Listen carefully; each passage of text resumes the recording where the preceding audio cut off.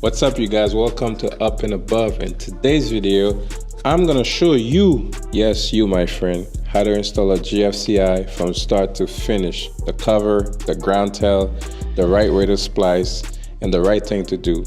Remember to subscribe to the channel and be part of the community as we continue to grow. Enjoy this video, learn something, do things the right way. I see you at the end. Alright, you guys, let's dive in. So as I just finished with my switches, now we're gonna dive into the GFCI. So one of the first things you wanna do before you install your GFCI outlet is you wanna take the ground tail that is in the box and the ground tail that is going to the panel, and then you wanna take an additional one, a third one, and you splice all three together using a linesman. Some of you might know it as a pair of pliers. So you take all three together, you twist them a few times. Once you finish doing that, you cut the edge. You definitely gotta cut the edge, as you can see I'm about to do. And then you give it one final twist. Once you've done that, the next thing you wanna do, you wanna grab your wire nut. So the wire nut is what's gonna keep it together and safe inside the box. You don't just want to splice your ground tail and then push it in the box. That is not the proper practice. So once you do that, you want to tuck it in nice and neat inside in the corner. So the next thing you're going to do, you're going to strip your ground tail, have it ready. And then you're going to strip your neutral, have it ready. And then you're going to strip your hot leg, which is the black one, and have it ready. As you can see, I'm getting everything ready. So in my case, in case you're wondering, I'm not working live. So if you don't have to work live, please don't work live. It's better to work when the power is off. It's safer that way. You live to see another day. Electricity is a dangerous thing.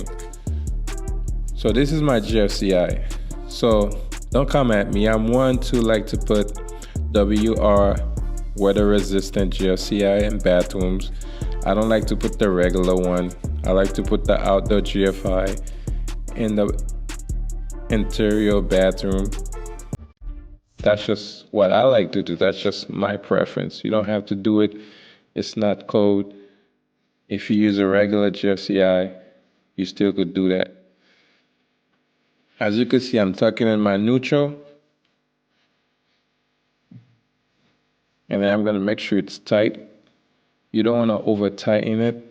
You want to do it just enough. And the next thing I'm going to do is the black one. So once I finish the black one, then I'm going to grab my Phillips screwdriver and I'm going to tighten it. The next key element you want to do after that, you definitely want to grab electrical tape. You go around it 1 to 2 times to keep everything safe. Funny enough, it's not in the code book to put tape around your electrical outlet devices, but if you're a real electrician, a real one, you do that. So this goes back to what I was saying earlier. As you could see that I'm not forcing myself to push the GFI inside the box. It's going nice and neat because have already prepped the wire behind the GFCI. When I splice my wire nut, I make everything to the side so everything is ready to go. So in my case, you're gonna notice I'm not gonna screw my GFI all the way. There's one reason why. I'm using a screwless cover. So a screwless cover, basically, it's a nicer look. You don't see the screw after you finish install the cover. Everything is hidden behind. So the reason I didn't screw my outlet all the way in, I want to put in the screwless part 1 faceplate first. Once I finish with that, then I'm going to grab my level while I'm screwing it in so everything could be level at one time. So once I put my level, everything is good to go. So the next thing I want to do is tighten it some more to go in the wall.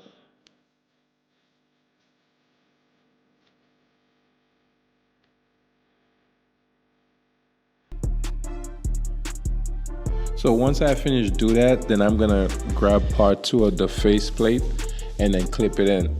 It is very important to know that when you put in your faceplate, you wanna follow the instruction. As you can see, mine has the arrow facing up.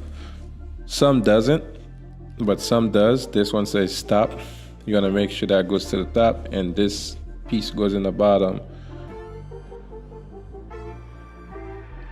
So as you can see, you push it in and clip everything, and then that's it. That's pretty much it, guys. Thank you for tuning in, for watching my video. I hope you subscribe to the channel and be part of the community as we continue to grow. Remember to subscribe. Stay blessed. I'm out. Peace. Till next time.